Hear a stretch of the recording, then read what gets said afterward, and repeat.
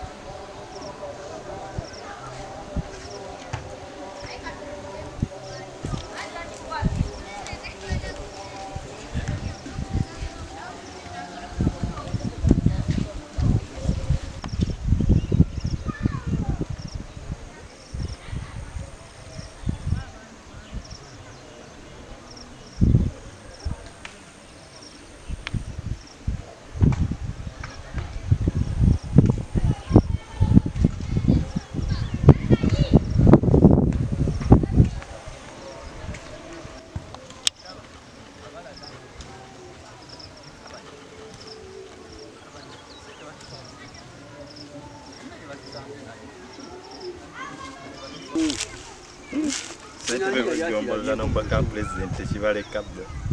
Kibalia. Kasoli oyo mulaba abadde aweeka. Yajja tyani? Ajja Kalagala. Nanyonga gyali.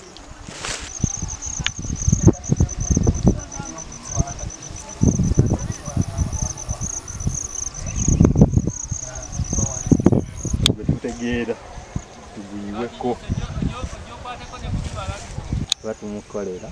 Nzowanga bambita bitegeera ebimu. Nogenda nemuketanga ekibuzo nti mama kati okoola baani amayembe akana neka abakazadde ejjo kamanyi Pawulo.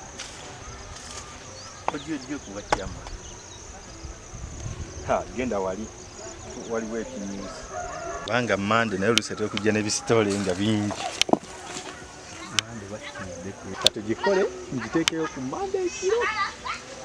Mutunze byonjiwe kiguli. Awo majjo kiteeza kusaamuka. Twalekera agenze na kati zireete.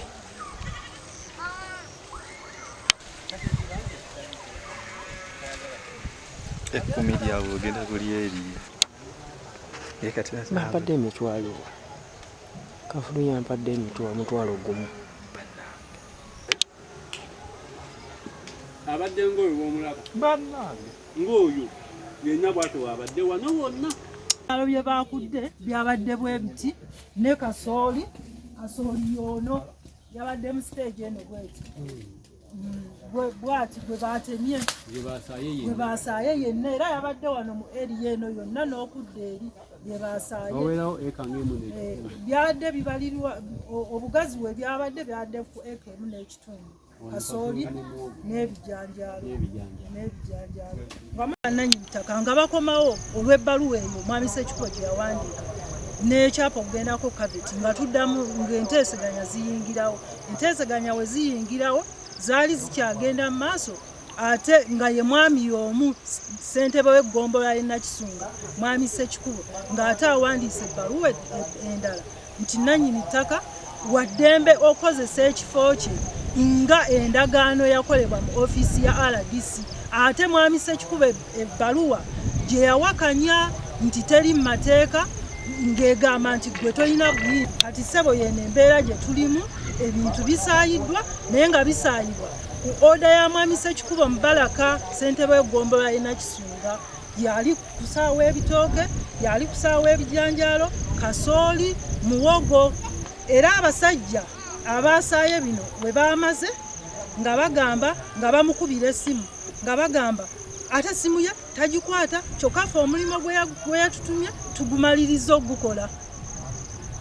sebo ow'ekitabo kyabadde enteeseganya ezange omwami Ssekikubo Mubarak okunyamba ku ntandikwa ddala nga yakatandika afulumiza ekyo ekiwandiiko yajja n'aŋŋamba twasinkana mu kisaawe wali e Namuyenje n'aŋŋamba okuyamba tugenda kusooka tufune polotisi 2 5 ku 10 5 ku 12 tutandike okuyamba nga balina mwami Matovu kaakati we nagaana n'agamba era bampita kikazi we beegatta ne Matovu nze ndi kikazi siyambika lwa nsonga nagaana obba wa polotisi 2 nze we baŋŋamba ne bagamba oba totuwa kati olwo chairman Matovu chairman LC1 Matovu Aloziyious amugamba oyo omukyala yeefuula okumuyamba asooka tuwa poloti 2 ne tukola ki ne tuzitunda we tumukolera tagenda kukola ki tagenda tuwa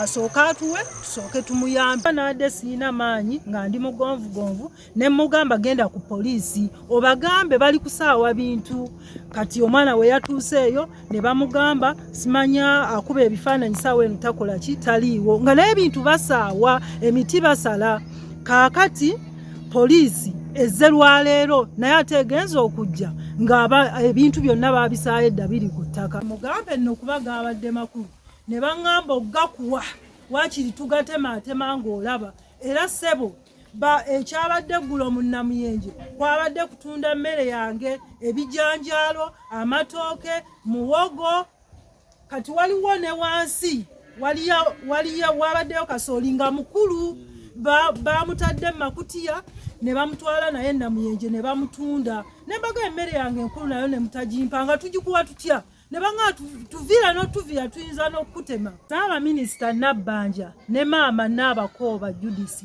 bannange mujje munyambe kubanga abakulembeze abandi nyambye tebanyambye abakulembeze abagamba ze siina bibanja bya bbawa kuba ekibanja kitono ekibanja kiriko abaana 17 siina byakuwa ba Ssekikubo Mubarak omuntu atabaddeeko mu nsonga zo ate otukoze n'oganya ate yansaba poloti tuba twazimusabirawo yatulawa radisi ate mu kuggwa kwazo zaggwa mu bulungi teyakakibwa